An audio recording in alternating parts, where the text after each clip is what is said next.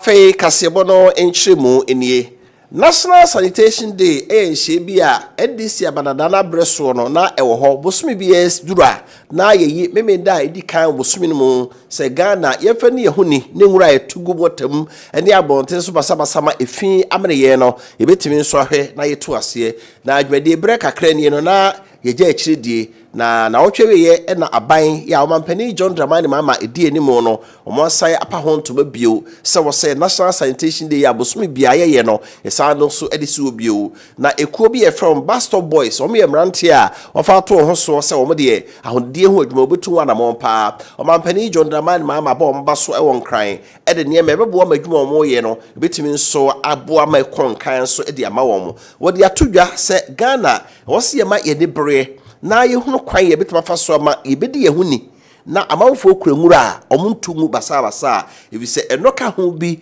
ema ede ade awro pi enso bre omen wo se se nhye ya aban ede aba no bosumi biara mensin beye ahenu adusia baako a ewo mantam dunsia o Ghana memu nyina no we kwan se mensin mrahebadwa Metropolitan Municipal and District Assemblies no wo mu nyina behwe na bosumi edi kan bosumi bia no memende edi kan no be bi obi atie no ya hyase etu anamon na ye hye pa ye be prefi atete gotemu se be ya efin enso mene omen sei na mampani mahama okay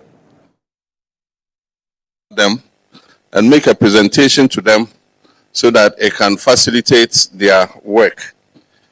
And so I got the Chief of Staff and the Ministry of Local Government to put their heads together. And they have these items that are arranged over there. They have 200 wheelbarrows.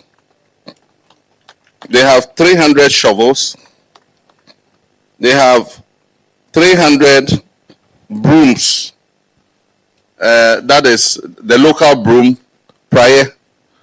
and then the one with a stick, standing broom. There are 300 of those. Then they have 300 hand gloves. You know, when you're doing sanitation, you have to wear gloves in order not to carry infection. Then they have brushes. They call them standing brushes. And there are 280 of those. Then they have what they call short brush. I'm not exactly sure what that is, but there are 20 of those. And then they have 300 buckets, plastic buckets, 300 of them. And so we're going to present it to them this morning in recognition of their work, the work they do, and also to facilitate and make it easier for them to continue doing what they do. If other volunteers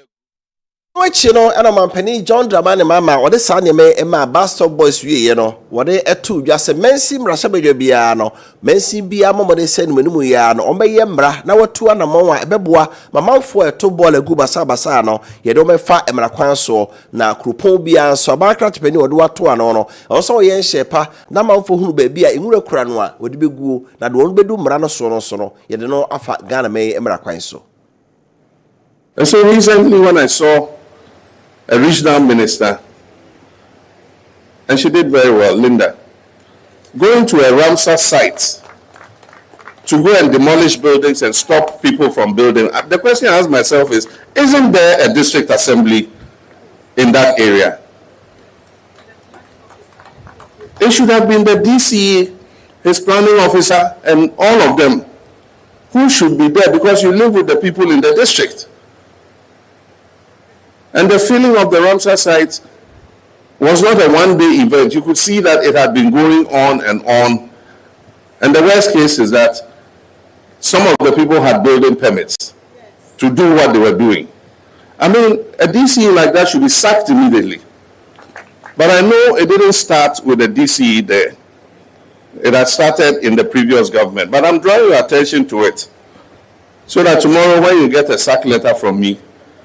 you will know why you received the letter. And so recently, Sama mampani John Dramani mama kaye ya de okae wie ko se bia nansen ohun se mantam bi mu na osoafo yo mantam so obubu amanfo adan so makosi adan ba bia eni so mu se no se mansin bia wo MC na DC odi so ti we den ka DC adwuma the free sabre kro no wa ye DC ya betra mo bi asi dan asi subon kama bi ani so si dan ne sie no ene ehuna wo ho ane de krata brew se odwuma no mampani intim no nye bio da so apomden ene ahunde ho nsemi no osofo ye ohwenkronkra mamuro ne nkrasem pudumi aso onunyafo Ahmed Ibrahim so kire se wo de hye miense bi na esi wo se we ya mansi ne kropon bia no ombetimi ede aye adwuma na ahunde no atimi atumpon se nipa no de di kan ye nkyerɛkyerɛ mo se ukura nwura a ye ntungu abonten so basa e wo se enya ba bi nso anipa wo de ball na nwura bekwa akoguo na nu achi nso no de ono nso bobu mbara na so no ye de no afamara kwan so we no mo hye ya o kire se se de ye adwuma na nananom enso time mansi DC ne MC supenifo no achi a ebetimi aboa sebe ya efin emene omen na efin so se nyame abdom nimdi abaye a ball akra etimri ye ne awodo bebre ya ase chichire ball na ase hunu ba bi ya de betu yi a ho beba mfa so amaman sebe ya efin so emene yen na enkofa yade emre omen. As I've reiterated on various platforms, the National Sanitation Day is underpinned by clear, well-defined objectives, performance indicators for assessing the level of cleanliness in our various metropolitan, municipal, and district assemblies. The minister is also introducing additional accountability measures as follows. And I want all MMDCs in all 261 metropolitan, municipal, and district assemblies to listen to this. 1. A dedicated sanitation hotline will be established, enabling citizens to report public cleansing nuisance directly to the ministry. Reports will be cataloged, verified, and followed up with the relevant assemblies for immediate action. 2. The ministry will maintain a central dashboard to track reports, responses, and performance of all assemblies. This will ensure real-time supervision and national oversight. Lastly, assemblies will be required to submit monthly reports on their sanitation activities to the respective regional coordinating councils headed by the regional ministers, including the status of public cleansing nuisance, and progress made in implementing these directives. Rukwa memuri nkra sempu tunya sonyafo Ahmed Ibrahim ebra National Sanitation Day ono de ne ekire ba bia ni anwea so bekwae ye no sin of mantemu na eno nso so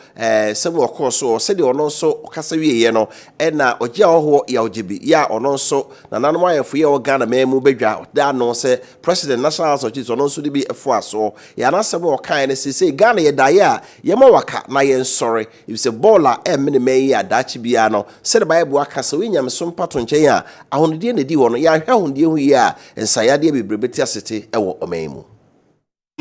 communal spirit and also make a bold statement that sanitation is not the duty of government alone, nor of district assemblies alone, but the duty of us all. Distinguished ladies and gentlemen, as chiefs, we cannot be bystanders, since the palace has always been the heartbeat of the community life. When the chief calls, the people gather. When the chief leads, the people follow. For this reason, I pledge in my capacity and the president of the National House of Chiefs, and indeed on behalf of my fellow chiefs, that we will not only support this initiative in words, but in deeds. We shall mobilize our communities, sound the gong in every corner. After free one, I call National Democratic Congress and the Samanyukono Aswe and the Samanyukono mo a lawyer for Ayomun Shemoya etoso enum. Na dwumadie no ase no na otwetwerofo panin edema Andy Samanyukono owura fifi fiabekweti kasaye na sem ode tu dwane se Andy Samanyuko bedi man so no o hye Ghana fobo sabadada no mpanimfo ne odom sabo Ghana man sikamu a omde awosa o muslimu no omo eche wodo mefa marakwan so na nsise omo tieti fomo a de ohunu se Andy MPP abandada no mpanimfo a omanya adanse se dwinimdie bi abeforo omo ho no omane NDC fo mpanifo bi kasa kokoam se wo momo ayen na yasem ye ntwa akire sika no kra bi ebetua bi ni ade eno no kire se NDC fo a omane MPP bandada no mpanifo di sa esumase dwa no omo hwe nyai efise nyaade a omo ombepre so amasa ne ma no akoso. And you are the lawyers, so you should know. If you say righteousness and justice should be the foundation, it must be. So you cannot in one breath be making proclamations that are condemning those who are on the other side, while you yourself are part of the system that want to subvert the same laws and the same constitution, the same rights things from being done.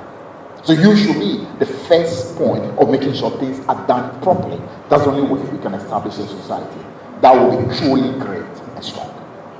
My first thing. My second thing is this. And Attorney General, I'm sure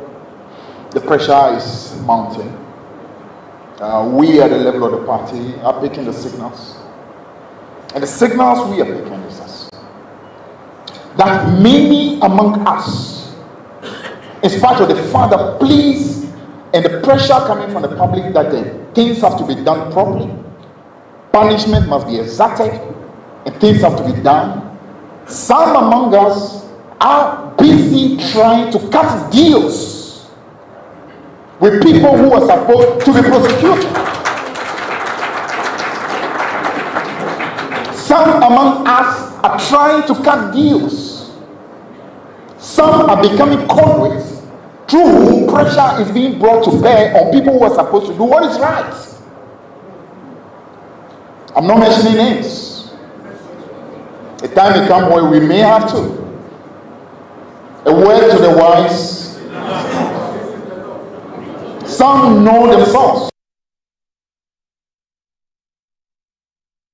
Way utie ewo Kessben 93.3 wase Kessben TV na afi Kessben TV Plus so fana sekese menwe koyi omotaye chi ni what scientific hospital Dr. Nimo the womb and penis repairer o se awon ko ade amfo ni nkire bebia nimde anyakopon de ama no ba no do to fidi so a o de no how be da ovarian cyst fibroid nyina no obeto ase na so anya ba de bi awod bia na be ma no so no hu nsu na gene won kwamo so akono hwew na mfa enhye oba no be ma ho de wo fomo no ye friend the penis repairer obesisi no gina wona so pa afi kidney eya wo sabo o liver obrebo ene wakoma bomode ahwe ne ye na organs we miensa ne padua no mu no ene kura no kone fanto afidi so na woteso wakoma bo periperi bia odwonso a ema odwonso ntentem ni nyina akona o kidney ne yehwe habo ho a yetimi nso asia no ntehye wa na ha wo mojamu asiche yade diabetes hypertension stroke yade ka ho nyina no odu ni wa scientific hospital de bia mekasa ho nyare kura no a bra no ko omdo to afidi so ha obi e ba na wasia no ntem kuma se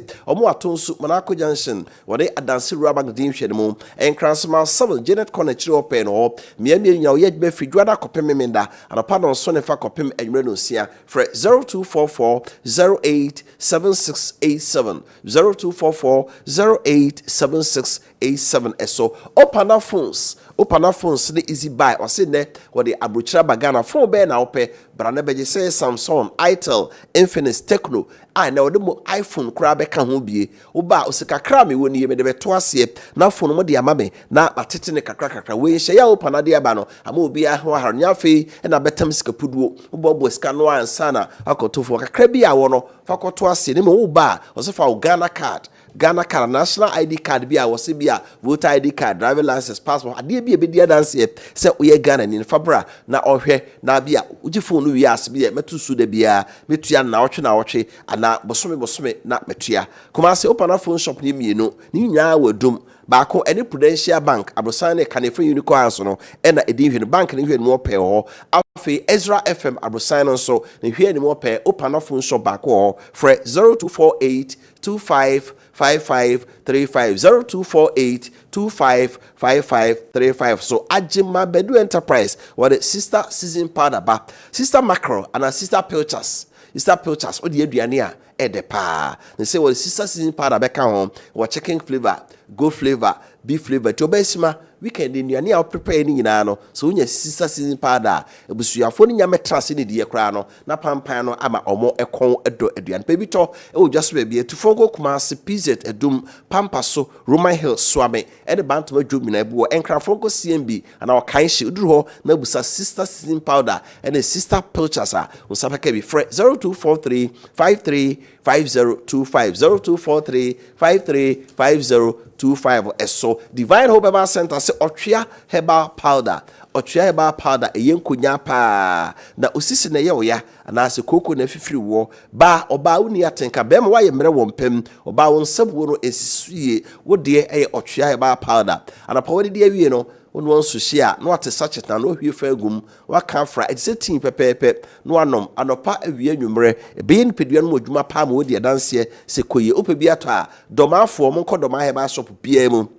afei so wo Kumasi a Fedmens e wo keo Cap Heba o sunyan na aboache heba e wo kanhyi Gapson e wo Kofodua mensa wo takrade PK Gombila e wo Tamale na afei boache ansa wo Kepus to from 0591 5655 0591 565557 so Kessben University College Guswara or Kaseɛ enche bi admission no or the baby se unya nkoye a omode akọ na so twere we SHS na unya 6 credit passes English Maths and Science course subjects and 3 elective subjects kan ho abra when you fear do nunu nso a we mature student unhia SS abodin krata and we abakọ some ye no or me business administration accounting marketing human resource management banking and finance option bi a peno obetimi nso afa or me BS information communication technology computer science and entrepreneurship, BA in media studies and trade juma, and have a BS in nursing, midwifery, and because be brave so I can pay admission form with our multi-credit savings and loans of Krabatabia, hasta Ghana baby, a fake Kessben University College City Campus no,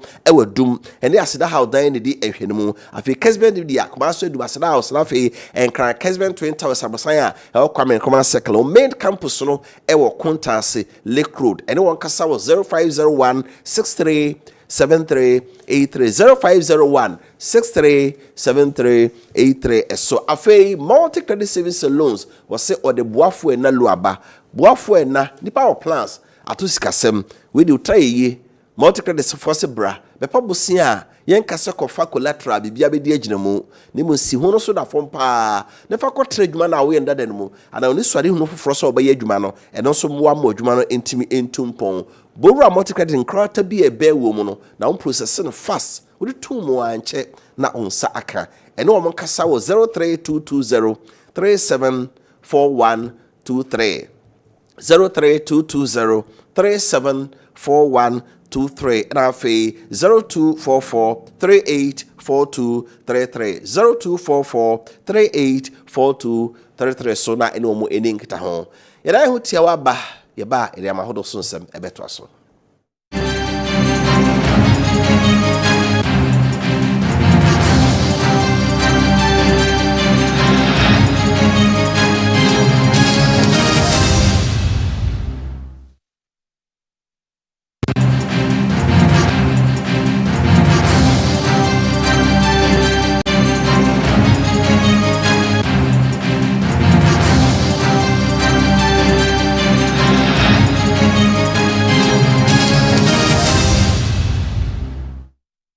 afeyente amawdo so ensem gakra yensa kano anopeyensa sefi Russia ani Ukraine mano entokwemu enura anadwo desuo no mo Russia fo ama ohomne so ama atopa ya omoato edi amane Ukraine mano enya agrokra himu abeto dwache se kun esoriye no penefo se ensuo bo a o se bo me kase pampam me de biada Russia fo to atopa ye somakro emane Ukraine fo nanso enura ene odesuo mu de na enya agrokra ni nyina ne se Russia ba no kire se na no memenda anadwo no ena Ukraine fo soma edupre ya atopa ye gumu nyekuma na eba Russia memu a bebi o manu tu o mo fango Russia japade pa mo e wo petrol crude oil ena afi gas from eja enti bebi o mo fidie wo a mo twe fango free asase ase no e ho na Ukraine fo beto atopa ya o ma sei o mo fidie bebre eno ena she o mampani Vladimir Putin ebufuo no no so ye se ne Ukraine for the twede ketwa be ba beje kase enti o small man na de hye no dupre ye o me ko ni atopa ya o me ko Ukraine memu nya agro o man na in Kyiv e ho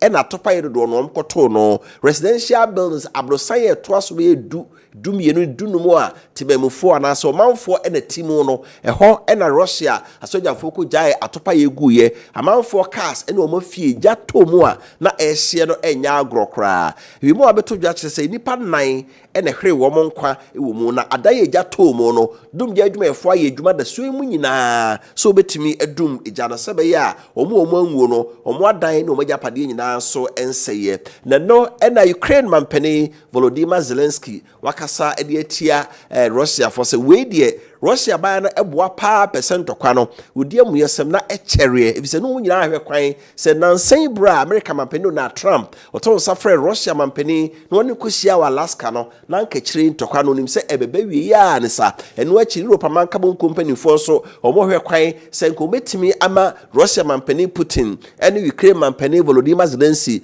omo edi animu ne animu nhyiamu na mpanifo nyina trase a obia ka de ha no na ntokwa no so aguo we sunti America mampani na Trump nso wono nso atonkra ede akoma Russia mampani se ade a waye no nani anya ho kra Russia ba hwe yi enye sa adwadie mu so a wode ato nso no obesa ayirimu ama Russia ma na kwa wonchirem so sanctions adwadie mu so betimi Russia ma ya na bise na san Asia mampani fu ekusia ye no India for China Russia North Korea ni amai no omo aka omo abom eno nti America kra ni Europe fo so omo ne Russia fo ni dwa ade bia Russia fo pe no omo anya ni India omo benya na China omo anya ni China omo benya no North Korea ene amani aka no eno so nti adwadie mo so a Europe ni America fo de ato Russia fo so no intimi wo mo kra sesei enimu ni enimu mpunimpu nhyiamu a was say Russia mampani Vladimir Putin when Ukraine mampani Volodymyr Zelensky eye no ehin na nhyiamu no omo ekoye no Vladimir Putin say Volodymyr Zelensky emra Russia hinkru Moscow no omo nyi nhyiamu no ena Zelensky so kire say Putin so emra Ukraine na omo nyi nhyiamu beden na nhyiamu etima yiye amamienu ate gina omo ko no obi aton safra ne yonko se bra memem na sebe wo call tamfo fia unim de beto wo eno so nti omo anya neutral ground ba bia sebe omo kosia oma bi so asa ama no be yentem ginafo na de amampa ne fie mienu eken eno ana be adwuma de a ene ntokwa no engu ne na eguchina kra Yefriwani yeko Israel ene Hamas for so entokwa no mu Israel fo gusora so obeko na Gaza mpapre so no omo agi ni nyina ede afri Hamas for nsemo enura Israel man so for penny Benjamin Netanyahu abama ne they say Palestinian for be mpim 100,000 ya omote Gaza mpapre so no omu nyina afri ho ne so Hamas fo mpeso omo fira ko so omnim se nipa ne afri ho pe na chese ebeka wo Hamas fo no na enyina boa eja ehia to mo na enura no enura kosie eyededi kan a Israel memo mo de ekwa adwuma enipa mpempem ene te wo ho gu Israel nkro Jerusalem mountain so na wo maye kire tia o man so afopani Benjamin Netanyahu o masam wo mo kan se ayeyie wakontokwa yi ekonfie menu nie Israel ma na de hia Hamas fo fa wo mu domo no akanipa na du no wo mo te ase ebi nso awu ye o mamu hye fridge mu de wo Netanyahu ne kwane obefa so a obeje atiasefo aduno no ene omo ahye mu fridge mu nso mu aba na busua no so omo de hye na wukura omo akora no aye na kire abrempo yi na omo otiase no omo nso hu sampa de hye no omo nsa aka omo ne mo Netanyahu ko a okon no sekund be wie na so anya Israel ma na de hye no mu biara amfo omo amade a faso bia ni so nti wonya ekon no na wone Hamas fo nsinkunya asomje wo so waka se be betimi aboa ma fe de ntokwa no beguo na nam so ama odrade hye no matimi de omo ba fie no eno ne hia wo mo na mom enye ekwane a ofa so na da biara wodi Palestinian fo so awuo na ntokwa ye mu en America mampendo na Trump abo Hamas fo kokko say woni Israel fo aka se be ya apam no betimi agina na ntokwa no adwobrɛw abawiye na ebere bia amkoye apam no a na Hamas fo se da bi de momo kan yensu ensusuye nie ene se Israel fo ehwe kwan se omnipa duonu a etiase ewo Hamas fo nsemo no won sabe kan na so omni Hamas fo kosia Hamas fo se da bi enya nipa duonu no nyina ebi ebeja nipa num anase nipa so de amamo eja nipa num no a yenso ya de hye mpempem a Israel fo achomagu ofiase no munya wo mu nyina eno na Donald Trump se da bi sansem hunu no a Hamas fo kan on pa bi atie kura so mo ya apam no a Hamas fo nya nipa duonu etiase ni nyina na afi o mo de hye Hamas Israel de hye so awu a o mo mu hye mo kire no won fa ni nyina nka onye so mu ja bi na o ma ja bi na Hamas for apam we ya waka no so man tia se amfa anya dwuma de a ene ono do na trabo betente skoko e de akere mo we so nti anopei Hamas for nso aba bane se nsusu ya America man e de aba no o ma ye krado so oni Israel ni America ne Qatar Egypt mpanifo a o me yentem gidafo be hia na o mo sinkonya ni manimu ya o mo no kwa betumi aka ma asemi nso o mo apɛ no pomasibre Ebra Israel for ne Hamas for air queen na Houthi rebels almost ya banso don fie ko bi a omonso ete Yemen ememu Yemen yo mane e ben Saudi Arabia omonso omu nuanom ene Palestinian for ye te Hamas ete Gaza bapreso yi na yesese ka yo tina na katoko sabo atu nua so a kase so ye so nti ekon na Israel for ne Hamas for ko no omonso ekon no yo omko nti omo a na omasoma topa yesoma kro se enko Israel memu enkonko diawu na enra omoto topa yesoma kro bi ema omre kire Israel memu a Israel ma no mpanifo tese omo mfidie bi a se topa ye bi ba eba omkokko nenso enra de topa ye yi a Houthi rebels photo ye se embra Israel memu no abato Ramon International Airport ye wo Israel na afofem na omo mfidie sisisi omo ahye so ye topa ye bi ye ba pesari na ebo aben pe na wa wo Israel memu no wadwane akɔhye asase ase adan ya aye nenso enra topa ye Houthi rebels photo ba Ramon Airport ewo Israel na afofem no wo mu fidie ndi hwamo fidie na ntimi am wo nkaye se topa ye bi eba nenso ntimi ankum enipa biara ewo mem na nsen Israel ba soma amana sojafo emom to topa ye soma kro eko Yemen ememu a Houthi rebels omo prime minister Mansour Penin penifo eka onho bebre no omo ekokum wo mo ewo oman no enso emu yefiri ona yemesen enko Japan ememu Japan memu so oman mra sebadwafo oman mra sebadwa ene aban no ewo so girigirigiri ni nyina se prime minister Mansour Penin omoto abayi no enyi beye afekra no enura Obama ne sesese ode nadwuma eba awiye ni nyina ne se Japan memu ne tse Ghana ha yeto abayi mampanin nko ene ato abayi mra sebadwafo no de ne parliamentary system yeto aba amanyoku a obenya dom ewo mrasebadwa mu no na kyesa wo candifo na ebeye prime minister na Mansour Penin na fribra prime minister Mansour Penin Shigeru Ishiba ebedi ade no Japan mrasebadwa no lower house of parliament and upper parliament nyina no mo ato aba wo ho no tumi na kodi opposition for nsem ama ono no Liberal Democratic Party oda no e say so ko mrasebadwa ketoa na mrasebadwa kesi nyina no a oni dom ho ndakoye so ye mampani nanso wodi ase bia komrase bedwemu a opposition for na do so ntutra nye yade obekọ no ombebo ni nyina so atoegu no opposition for abopo se na dwoi omekọmrase bedwem na vote of no confidence omakoto aba se man so abopani no na dwuma nso ne nto metu no no te ya na o se hwe mentra ho mene mrase bedwafo megu anu asenti no a Obama ne se ne wona krata ekoma mampani se wontumi ntoa adwuma no so bi nto mpeni bafoforo ya ode o man no enso ebehye ne nsa Yewie Kaseɛ no ewo ewiemu nsakraye ya etama tore bi a yese bosome akyere awia solar eclipse lunar eclipse se de ko school yesuaye no se awia de egina faako na mbosome ene asase bosome ne asase etiso no na etwa awia no hia na esanse ni nyina ekoho kankonti no edu baabi na bosome no eba behye asase no ene awia ne ntemu a awia no se bo eba asase so no ya na ehunu yesa na enura na ewiemu pade hunufo abo amane se lunar eclipse ye kire se asase no bekwa akohye awia no bosome ntem ama ye ehunu bosome ne hye bosome be ye ko se muja ampani ampa omba amane se ebibre mato ama hodo West Africa ma hodo so no ye behu bi Asia Australia ni Europe ma hodo nyina so no wo monso ebehu bi na wo kire se yen ye bi memu ne ebibre mato ha no ye de esi ne enedai soko Europe Australia Asia ene amane aka no a omonso be hu saa de abc duru anwumre no a obo nse bosome no ayeko ya we ye sakraye a etansi owiemu ya brebi atwa bi si Ghana ha no awia kete esum ebae ya mpenfo kase ade eche esan ni nyina ne se bosome no ebehye asase ne awia ntem we de awia no mum na esi bosome nanimu a ebema awia no moja bosome nso aye moja ko anadwo ya amanfo hu lunar eclipse wo mso hu bi nra no ene amane hu bi no wo mso bi hu wo mode